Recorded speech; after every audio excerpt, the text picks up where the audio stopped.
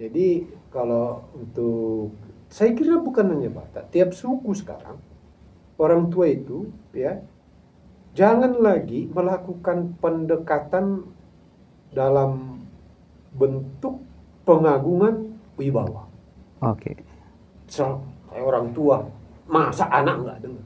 Nggak bisa. Sekarang itu jadikan, walaupun ya dia 5 tahun, ya treatmentnya jadikan dia kawan. Ya. Nggak lagi anak. Ini apa yang sangat fundamental perubahan ini oleh berbagai. Jadi kalau ada disrupsi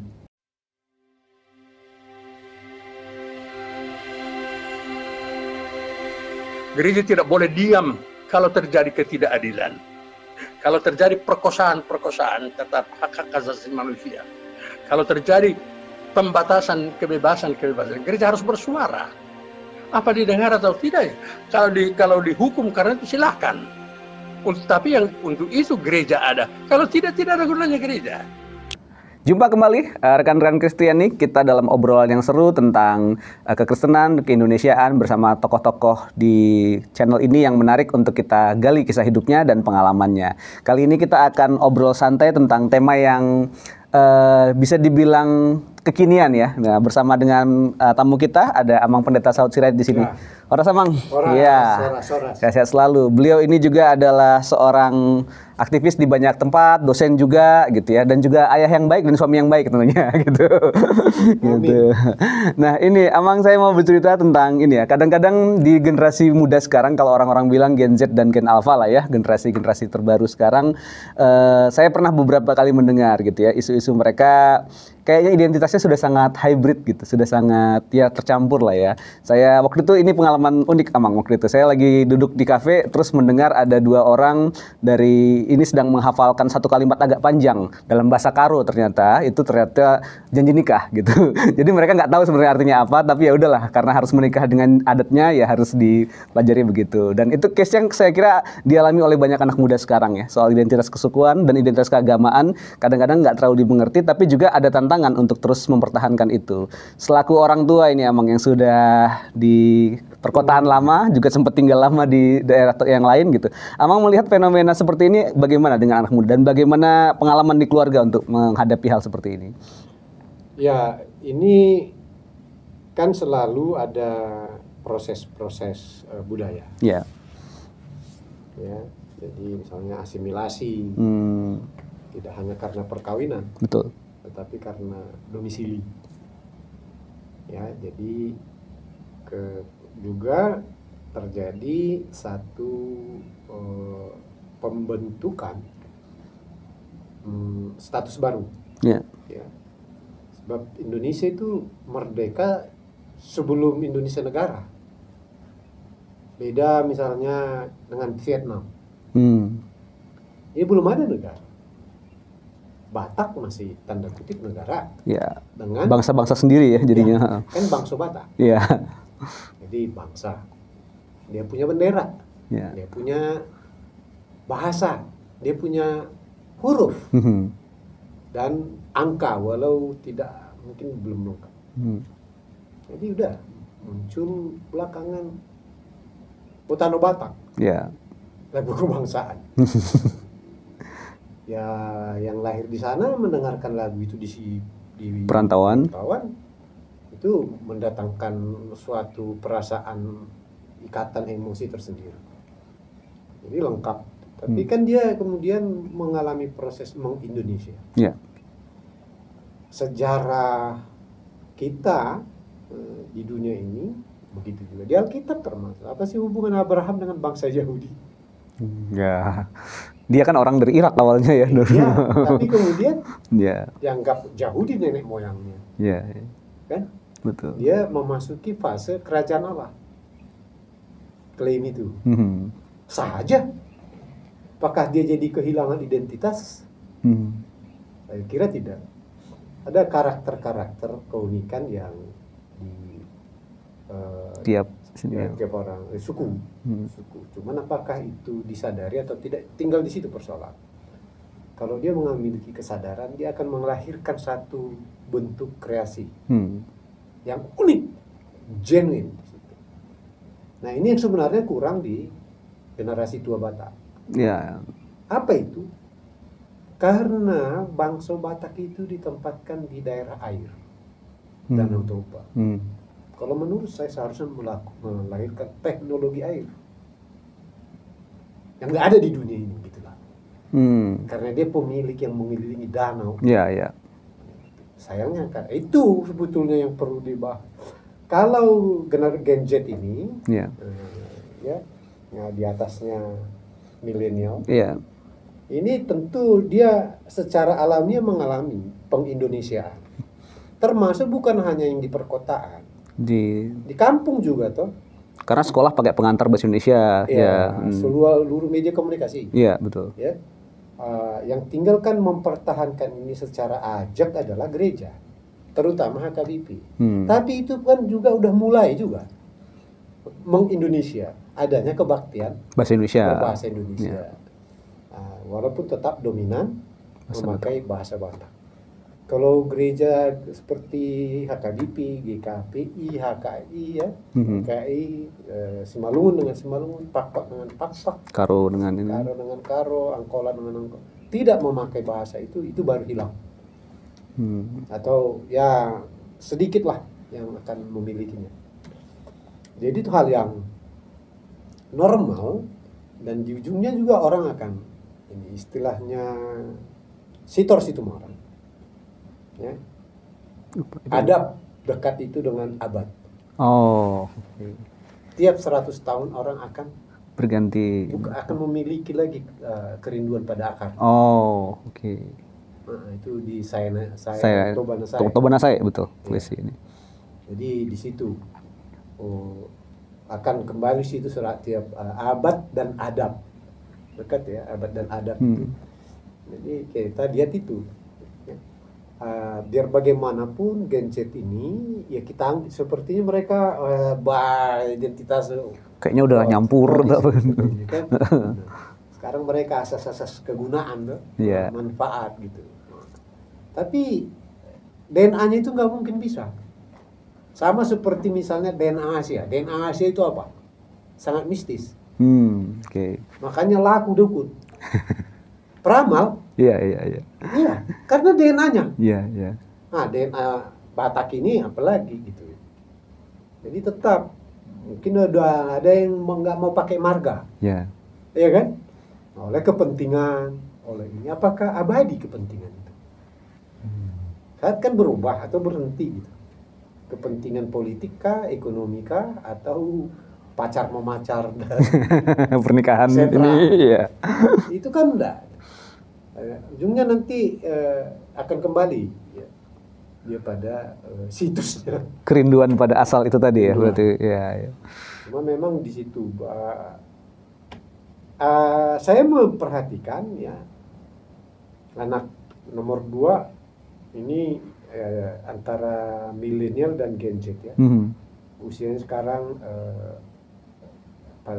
22. Kakaknya 24, itu udah jelas milenial. Tapi yang 22 sekarang ini masih di situ. Ya saya lihat masih, ya walau tidak dia tampakkan. Tapi ini ya dari komunikasi kan Batak itu kan transparan dan equal. Equal dia dari Hanatulunya itu 3 tungku. 3 tungku kalau nggak equal, timpang jadinya. Bisa masak sepenuhnya. 1 gosong, 1 mentah. Nah, dia mesti equal. Meskipun ada kelihatan struktur atas bawah, boru, hula-hula, dengan tubuh. Tapi kenyataannya tidak. Boru itu di upacara nasionalnya Batak, adat itu, pasti dia dulu bicara. Mana ada orang yang lebih dahulu bicara di struktur bawah di Batak itu? Ya siapa yang punya hajatan? Misalnya saya Cireto, saya punya boru lain kan. Saya akan minta boru yang bicara. Tolong sampaikan Raja pamuruan kami.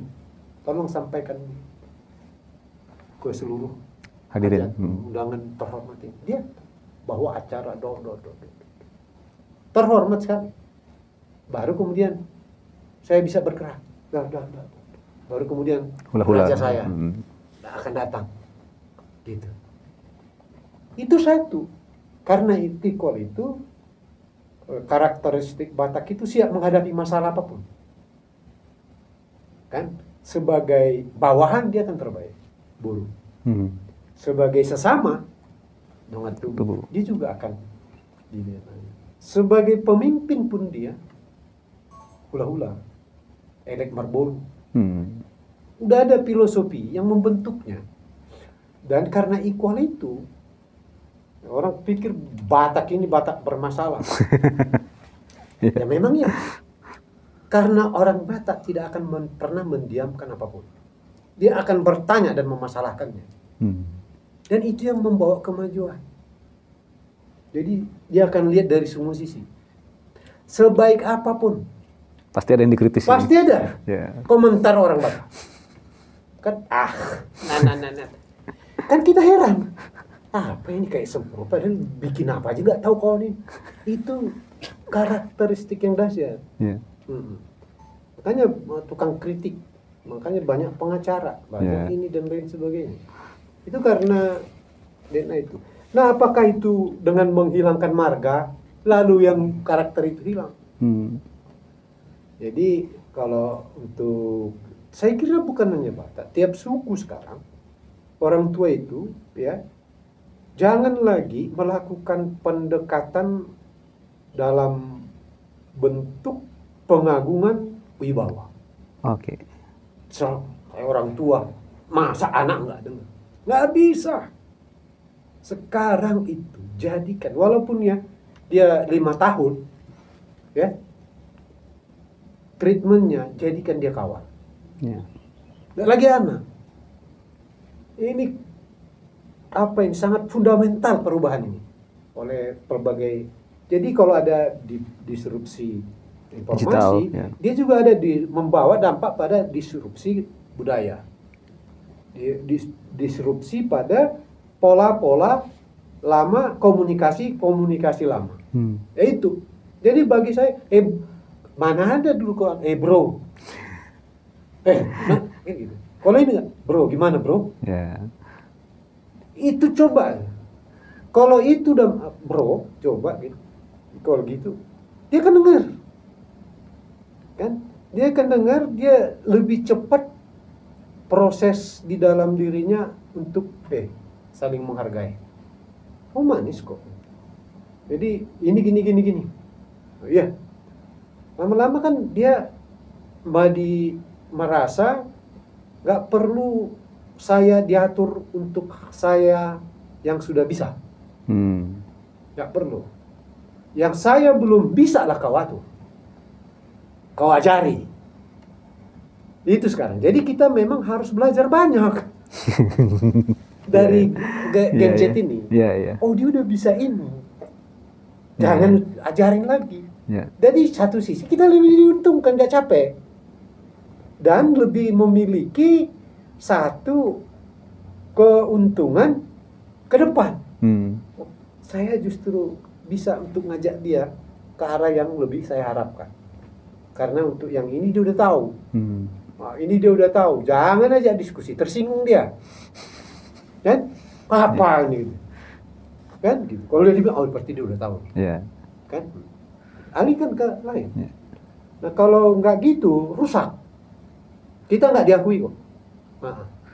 Ya, dia udah punya satu keterikatan tersendiri terhadap ini, dengan kawan seangkatannya. Ya. Terutama itu untuk jenis game yang online. Oh, itu punya daya greget yang kuat itu dalam lingkup pergaulannya. Nah, kalau jadi karena kawan, ya kawan dia harus jadi kawan kita. Cuman kan kita nggak bisa main game. Kita main game dengan mereka. Soalnya apa? Karena perkawanan. kita digituin anak kita kan tersinggung juga karena Iya. main kan, wow, gitu. Ada jenis-jenis. Iya. Jadi ikuti aja. Jadi formula yang perlu sekali adalah satu, hal yang absolut tidak boleh adalah kau jangan jahat. Kalau itu main kita, kan? Main kita bro ya. Mau fisik kau aja, mari. Ya, mau dana kau aja, mari. Mau jejaring, mari. Kau lakukan kejahatan, mari kita bertarung. Nah, di situ atau menipu orang. Iya. Pokoknya kejahatan. Hal yang jahat. Sejauh kalau kau nakal, oke lah. Itu kan bukan kejahatan. Kalau kau salah, perbaiki bro. Kalau kau salah dan perlu kau minta maaf. Salah itu harus minta maaf. Oleh itu mereka merasa, wah, aku dijadikan bapakku. Laki-laki main kata laki-laki. Kalau yang perempuan, wah, wanita sejati, dipercayai aku. Mau pergi kemana pun, saling memberitahu. Jadi sesungguhnya lebih mudah mendekati Gen Z dan lain sebagainya. Kalau yang kanu kan soal akil balik, masa puber. Nah ini kan memang begitu. Puber itu artinya terbalik. Ya, yang selama ini dia akan lakukan negatif penegatifan terhadap semua hal, supaya dia merasa bahwa I am a man, I am a woman, saya ada gitulah, soal eksistensi. Kalau dia seturut begitu aja, dia dianggap angin lalu. Nah ini fase yang diciptakan alam, nggak bisa kita ini. Jadi caranya apa? Ya kita berpikir terbalik juga. Jelek itu padahal bagus. Siapa bilang? Ya apa lah tadi. Bagus ini. Oh gitu. Kan padahal memang bagus kan. Jadi kerangka taktis. Jadi nggak ada sebenarnya persoalan prinsip maupun persoalan strategi. Taktisnya orang tua saja ke anak-anak. Kalau udah selesai misalnya, kan itu yang paling berat masa-masa puber ya, remaja ini ya. Kan ini kan Gen Z kan. Iya. Ya, yang akil balik sekarang ini, itu lebih parah lagi kan. Tapi kalau dilakukan apalagi psikologi touching gitu ya. Sentuhan psikologis gitu ya. Nah, itu yang kurang. Kan? Physically. Padahal itu perlu. Ya. Puji dia. Woi bro, peluk dia. Sapa tangannya. Dirangkul di rangkul. Ya. Ada touch. Ini yang nggak bisa hilang. Physically, psikologi juga. Jadi ada gitu. Kalau itu udah jalan, saya kira setan pun akan minta ampun. Tapi itu kekhawatiran orang tua sebagian, Amang. Kadang-kadang ya itu ya, kayaknya kita perlu tekankan lah, bisalah dia bahasa Batak, bisalah dia ini, bisa dia itu gitu. Sesuatu yang kadang-kadang mungkin karena tadi kita mikirnya harus dipaksakan ya, jadi bukan yang equal lagi gitu. Padahal sebenarnya kalau tadi catatan Amang tadi, sebenarnya teman-teman tuh sebenarnya sadar kok identitasnya sebenarnya, cuma memang tidak mengekspresikannya dengan cara yang berbeda dengan generasi tua. Kalau Amang menghadapinya itu seperti apa biasanya? Begini ya, kalau dia saya to speak in English very difficult. Tapi kalau seorang Toraja, ya sampai kapanpun dia pasti akan konsentrasi 3 bulan, dia udah pasti bahasa Toraja. Itu tuh. Jadi apa yang mesti dikhawatirkan? Di orang Batak 3 bulan, saya ngalami. Saya sampai kelas 3 SD di kampung. Pindah ke Pontianak kelas 4 sampai mahasiswa. Selesai saya mahasiswa masih lagi di pergerakan nasional lah. Baru kembali ke Tarutung. Saya keringat dingin ketika khotbah bahasa Batak. Kan? Dan yang lebih parah adalah saya merasa tidak sah berdua bahasa Batak. Karena udah terlanjur. Kedua, terhadap orang yang lebih tua, saya merasa kurang ajar berbahasa Batak. Karena peresapannya itu kurang ini ya, dapat. Merasa kurang hormat. Jadi ke abang sendiri apa bahasa Indonesia. Itu sempat saya alami. Hilang gitu. Kemudian ya nggak bisa ini, saya udah mau pendeta di AKBP.